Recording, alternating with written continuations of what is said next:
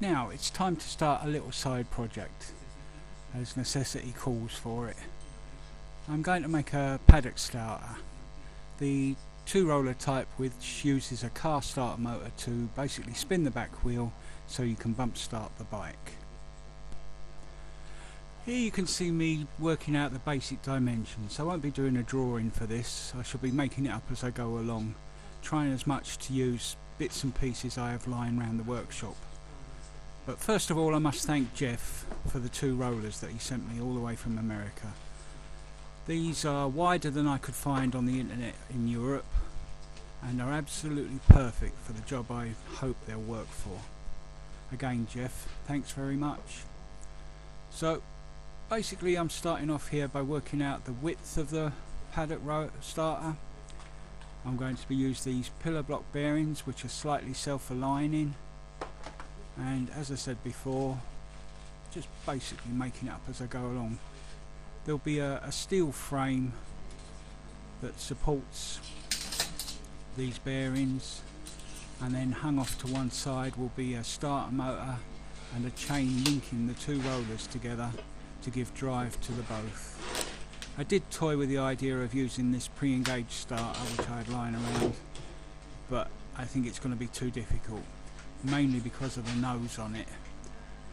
It actually acts as a thrust bearing, keeping the windings in the actual body, so I think I'll go for the old inertia type. Here you can see me cutting the actual steel sections for the base. It's 50 by 50 box, I think by 3 or 4 mil wall. Straightforward, just cutting them.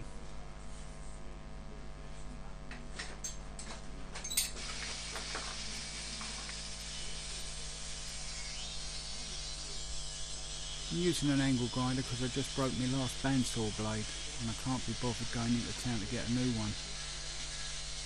So we'll see how it goes. Again, dimensions aren't critical as long as they're the same length. So placing one on top of the other and using it as a guide. It's accurate enough for what I'm doing.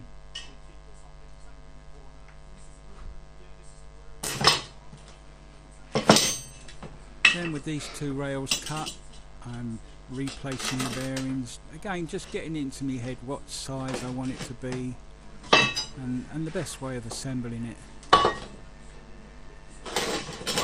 I've noticed on a few that I've seen on YouTube that the front roller is slightly lower than the back. I think this is to stop the wheel riding up and also easier to get the bike on, I suppose.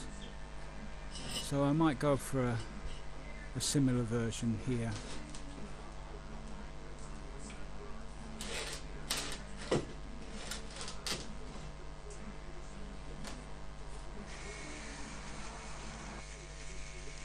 Here are the 4 mounting plates for the bearings. 10mm plate, 50mm wide. I shall drill and tap them and then weld these into place on the two rails that you've just seen me mucking about with. Again, dimensions aren't critical as long as they're all the same.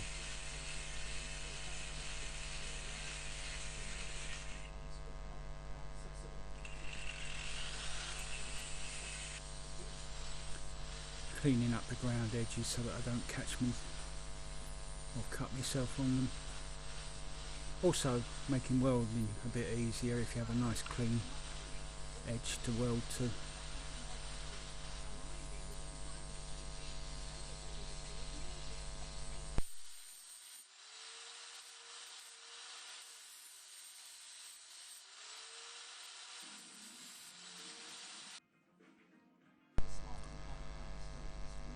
Simple cutting the threads by hand, just endeavour to keep the tap as vertical as possible.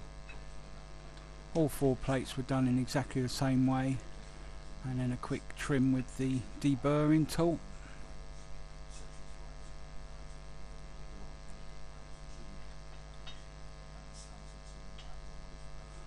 This was my idea of dropping the front roller.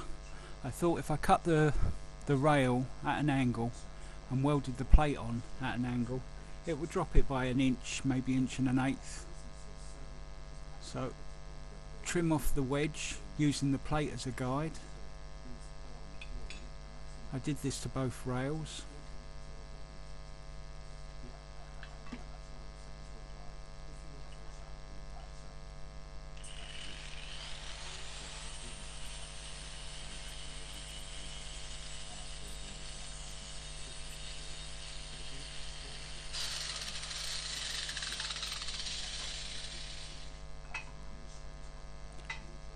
Then making sure the plate fits nice and level. That will drop the front roller hopefully enough to aid in the starting of the bike.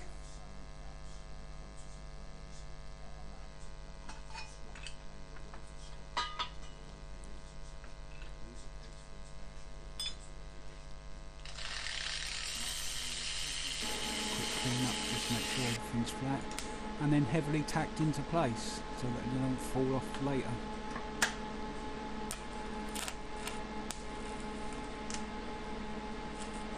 It was at this point I decided to dig out the old arc welder, stick welder,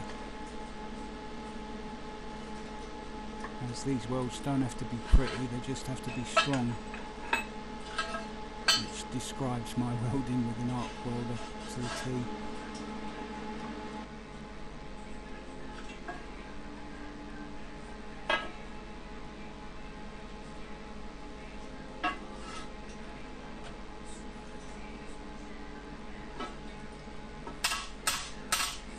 Using what's to hand, don't we all do it?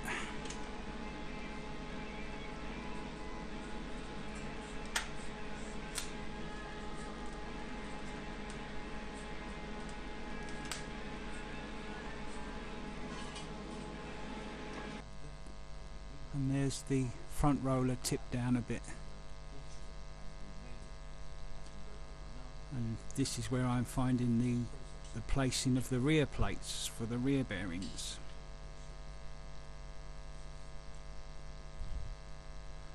My initial dimensions might have changed, so I thought it'd be best to check that there's enough space between the rollers for the tyre to get a grip and actually sort of settle between them. I think if they were too close together, the tendency would be for the wheel to ride out of them once you drop the clutch. So this is my best guess.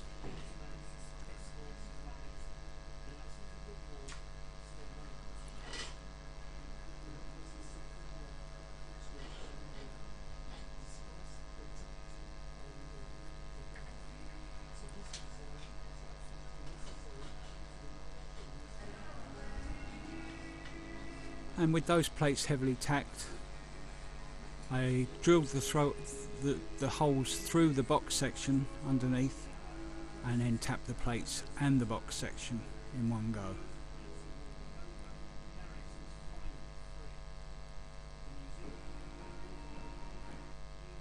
There we are.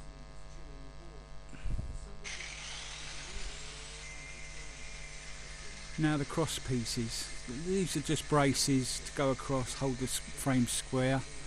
The back one is going to be 50 by 50, but the front one, I was a bit worried about it rubbing the tyre if it was 50 by 50. It looked like plenty of clearance, but it didn't need to be that heavy. It's only got to hold the two rails apart.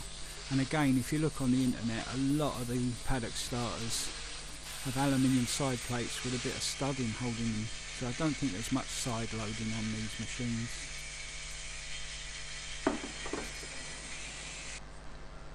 And there we are, just making sure dimensions are right and everything's square before tacking and welding into place.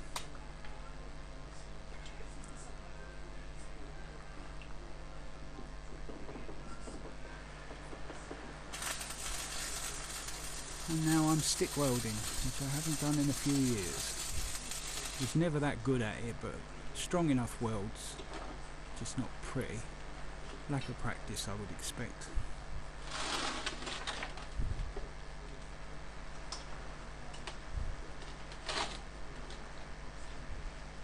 still strong enough to turn over.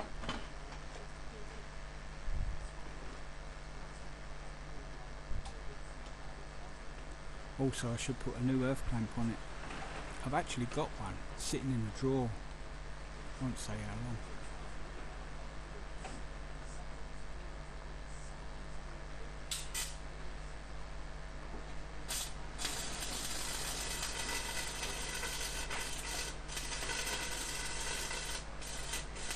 Just so much quicker than TIG welding.